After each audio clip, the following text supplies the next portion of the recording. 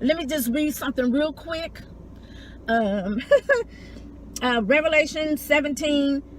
And there came one of the 7 angels which had the 7 vials, and talked with me, saying unto me, Come hither, I will show thee the judgment of the great whore that sit upon many waters. What is the many waters? People, nations, tongues, everybody, all over the world. This is not just the United States, all over the world. That same, it's a demon spirit, it's a spirit of Satan, is all over the world. Okay? So he carried me away in the spirit into the wilderness, and I saw a woman sit upon a scarlet colored beast, which is the beast is Satan, full of names of blasphemy, having 7 heads and 10 horns. And the woman was arrayed in purple and scarlet, decked with gold and precious stones and pearls. These are the things that trap people, having a golden cup in her hand. They're getting all these riches and things, but don't realize the darkness behind it.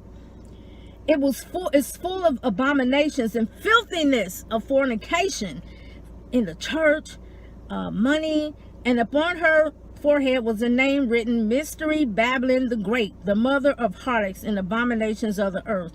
Why is it called Mystery Babylon? It's right before your eyes.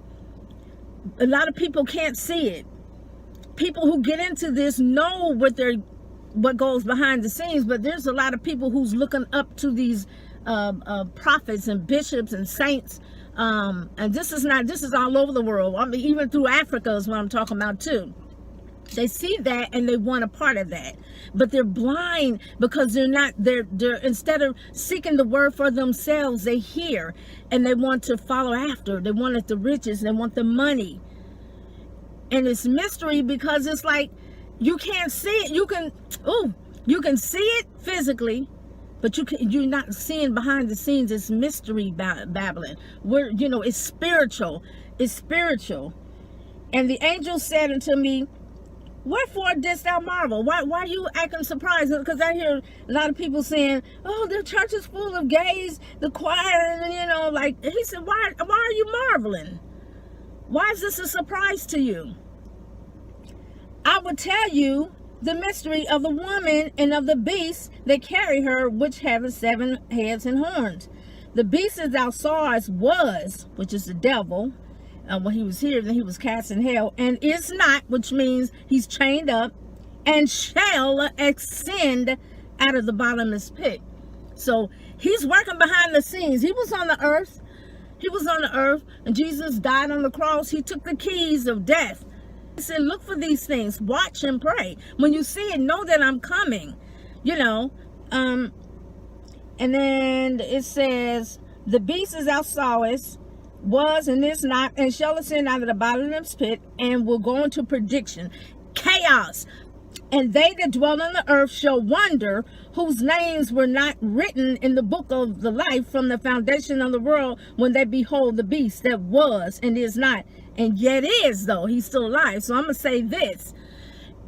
A lot of people think that we're going to escape the tribulation. The Bible says that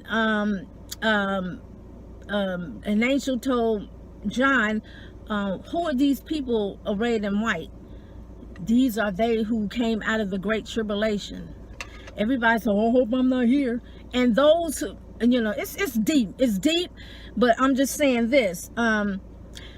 The people who are going to be here, and when they behold the beast, Satan, the demons that's going to come out of the bottomless pit, and one will, they're like chief demons and things like this, they're going to think that they're left behind, so they're going to start doing what they want to do. Okay, some people may not agree. You have to get into the word. You got to ask God for understanding.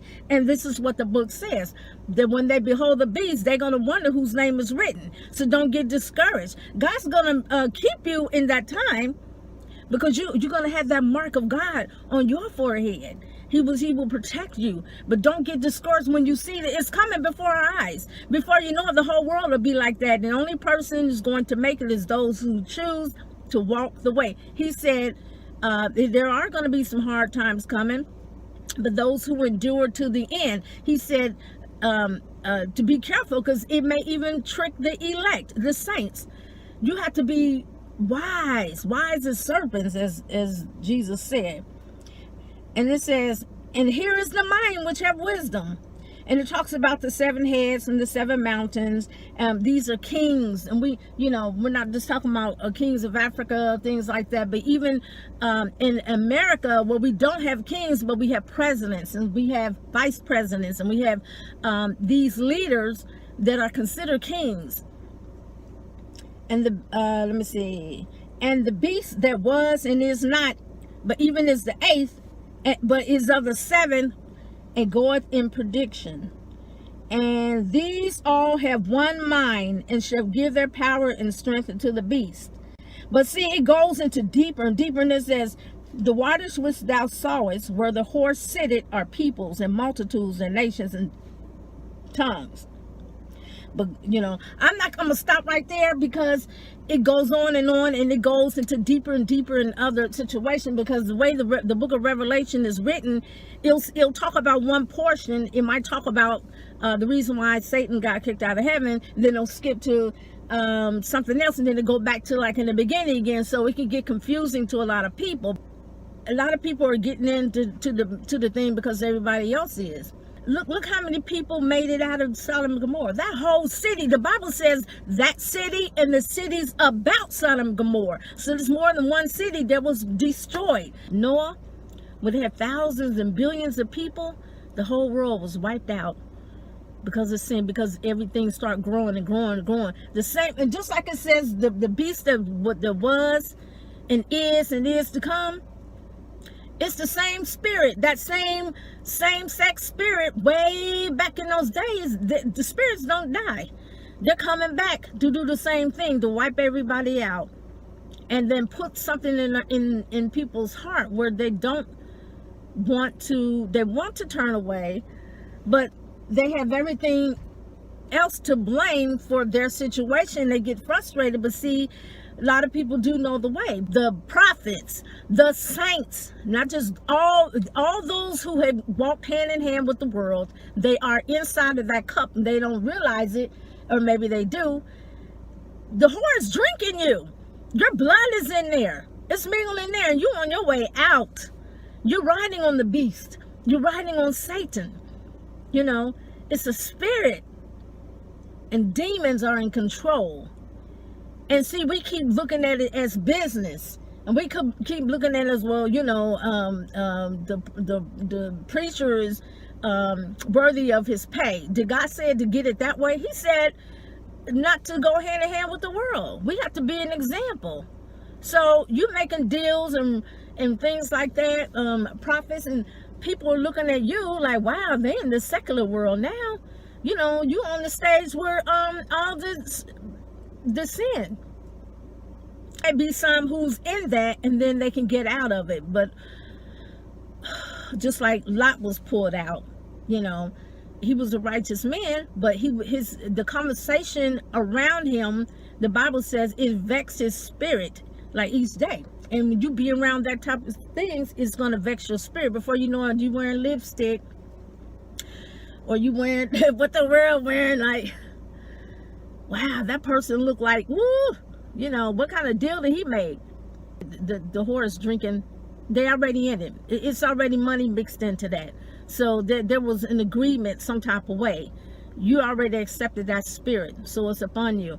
The great whore has a golden cup with blood mingled with the saints and the prophets. What does that mean? That means they're walking hand in hand.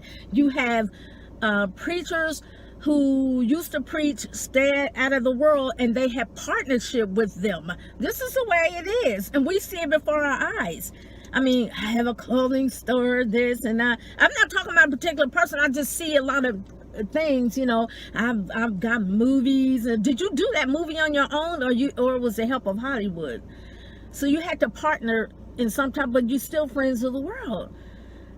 God has riches. Yes, you have to. It's just like your wages. You have to work.